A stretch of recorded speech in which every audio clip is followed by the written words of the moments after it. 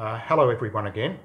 Now I have with me today a special guest. I think he is Australia's shortest serving senator at the moment. This is Senator Duncan Spender from the Liberal Democrats. Now, as some of you know, we have worked with his predecessor, David Leydenholm, and Duncan has taken over the Senate position and is standing in the current election. Now, you're not so well known yet, so tell us a little bit about yourself. Who is Senator Duncan Spender? Well, firstly, thank you for having me and thank you for inviting me here. I used to work for David Leydenholm, so we were very much aware of the work of the AJA, and I helped prepare David for each of his attempts to quiz the bureaucrats about all things such as on matters of UNRWA and other matters that we're interested in. Personally, before working for David Leydenholm for the past 5 years, I used to be a Treasury economist. So I'm an economist by trade, studied economics and studied politics. So I've always been interested in how government works, and I've always had the view that government generally doesn't work very well. It should just focus on what its core functions are. So that relates to my libertarian background as well. Well, I mean, people understand the terms socialist and conservative, but the term libertarian is less known. What is the essence of being a libertarian? Well, we also call ourselves classical liberals, so people understand that terminology as well. Right. We take a lot of inspiration from old theorists like J.S. Mill, who said that you could live your life and you could structure government under the basic principle, the harm principle, that people should be allowed to do as they wish as long as they're not harming others. Right. We have a lot of policies, therefore, that line up with conservative thinking as well, because we are both defenders of the Western liberal tradition, and we have very much common policies when it comes to economics. People are able to choose their own path in commerce and should be able to keep the fruits of their own labour, and they're the best people placed to work out what decisions they want to do in life. On that point, I've heard it said that you will never vote for a tax increase. Is that correct? Yes. David Leydenholm, over 5 years in the Senate, found that he could meet that promise. He made that promise at the outset and he delivered on that. I've been in the Senate for a couple of weeks. I've had one chance to vote against some taxes and I used that opportunity. Right. And if I'm elected for 6 years, or if any Liberal Democrats are elected in the Senate in various states for the next 6 years, then we all have that same view. The advantage of being in the Liberal Democrats is that we might not be the most politically savvy party in the world, but we all have the same political philosophy. So we don't really have to have massive caucus meetings working out what's going to be our position on most issues. We already know our position. It's based on our principles, and one of the clearest things is that we'd never vote for an increase in tax, and we also say we wouldn't vote for anything that reduces our civil liberties. Hey, I want to tell people that what Senator Spender said is absolutely correct, that the Liberal Democrats have been very helpful in raising one of our concerns, namely that foreign aid being misused to incite and reward terrorism is inappropriate, and they've taken a particular interest in the funding to UNRWA and the content of the UNRWA material, and I want to thank you and formerly Senator David Leydenholm for that excellent work. But you have, what's your perspective on foreign aid generally? Well, the Liberal Democrats have a policy on foreign aid that we've held for a very long time. Our policies don't tend to chop and change.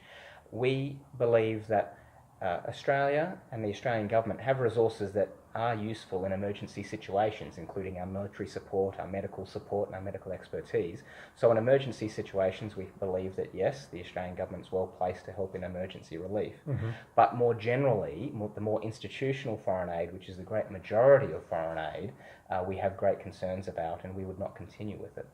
A lot of the causes that our foreign aid is directed towards are causes that individual taxpayers can support themselves. So we don't need the government to be generous on our behalf. So to take a hot example and a big ticket item, Australia gives some hundreds of millions of dollars to Indonesia. That's not something you would support be continued. No, and we often have people saying, well, we should use that aid to try to leverage outcomes, but it tends not to be very successful, and we find that we have taxpayers who are really irked by the idea that they're supporting a government that they don't support. For instance, we have people who support West Papuans who would like independence from Indonesia, and they are irked that their taxes are going towards aid to the Indonesian government, which they don't support.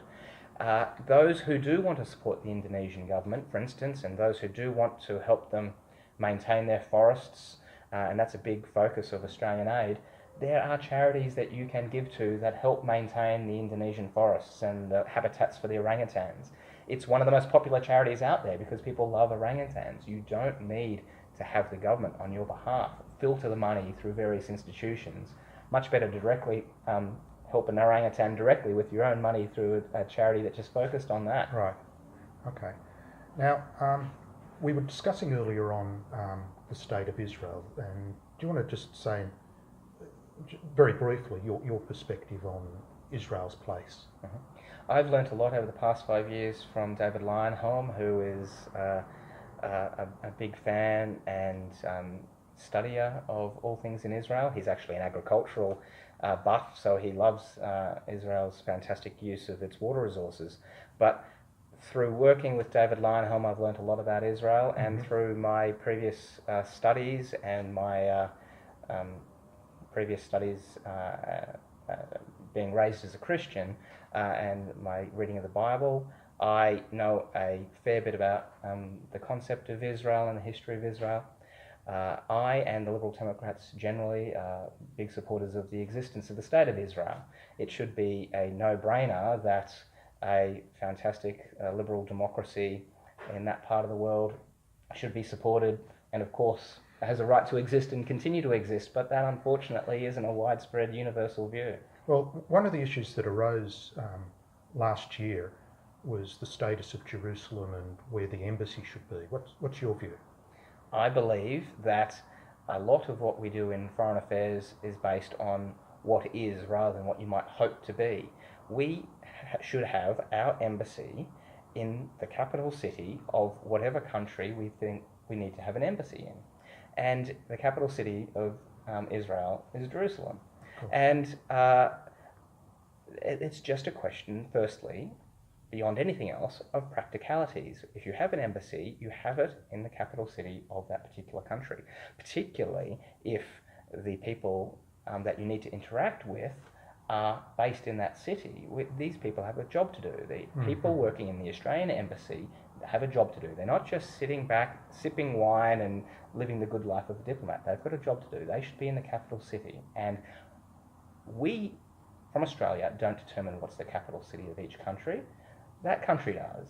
The idea that we should, unlike every other embassy that we have, just say to that country, no, we're not going to respect your right to declare your own capital city, it is grossly offensive, and I can't imagine we'd do it to any other country except Israel, which seems an easy target.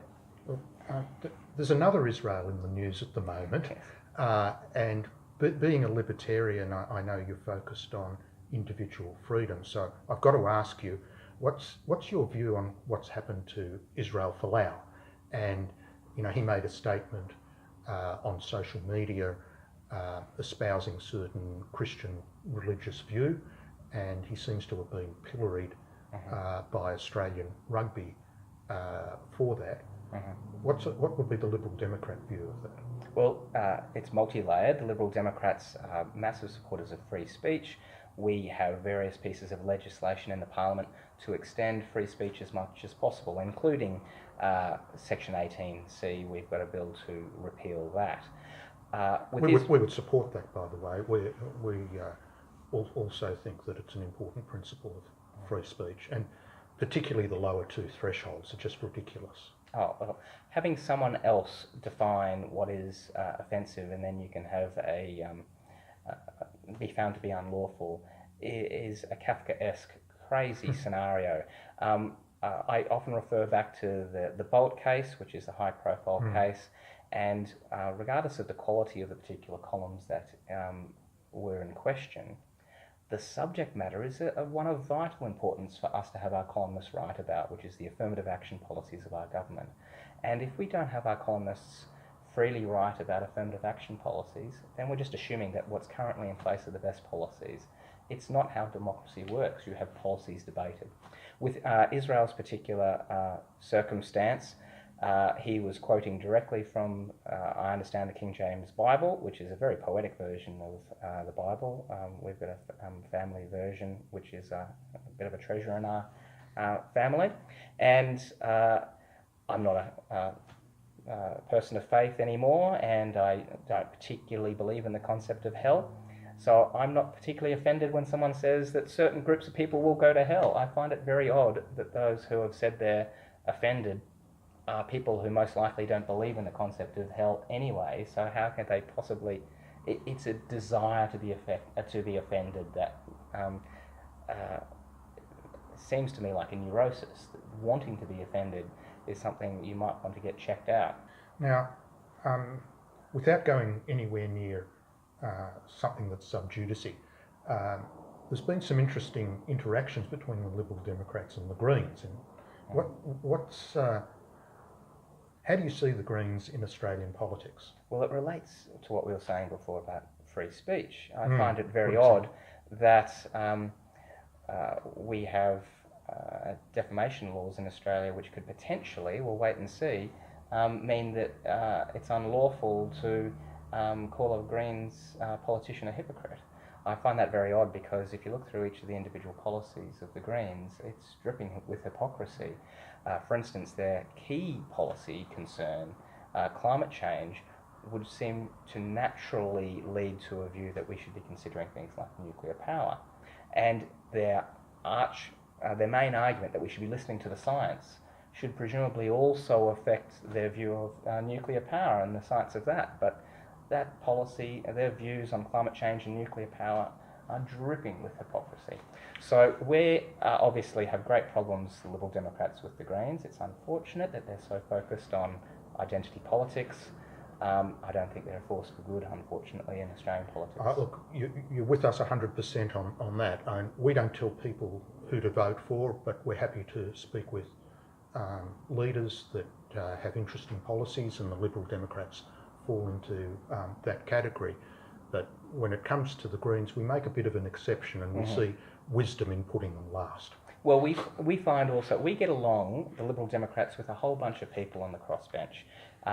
David Lionhelm and me as a staffer, we've worked very strongly with Pauline and her crew in One Nation. We've worked very strongly with Corey and his people in the Conservatives. We need at this federal election people to remember that they've got to keep on numbering in their Senate ballot, because you should number until you get to the Greens, because if you don't, then you might not be throwing a vote at the contender who is in the final pitched battle against the Green.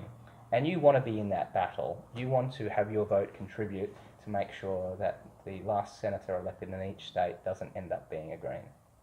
Well, I wish you good luck in the coming election. And just in closing, because of the track record of the Liberal Democrats, I would like to present you with the Australia-Israel friendship pin. It's the very honoured to have combination flags of the two countries. Thank you very much, David. That's great. Hopefully, sometime in the near future, you'll be able to wear it when you do visit Israel. Well, I'll also hopefully be able to wear it when I go back to the Parliament after being re-elected, because people wear all sorts of pins in the Parliament, but this is one that I'd proudly wear as well. Thank you very much again, David, for having me. It's been a pleasure. Okay, thank you, and good luck with the election. Thank you very much, David.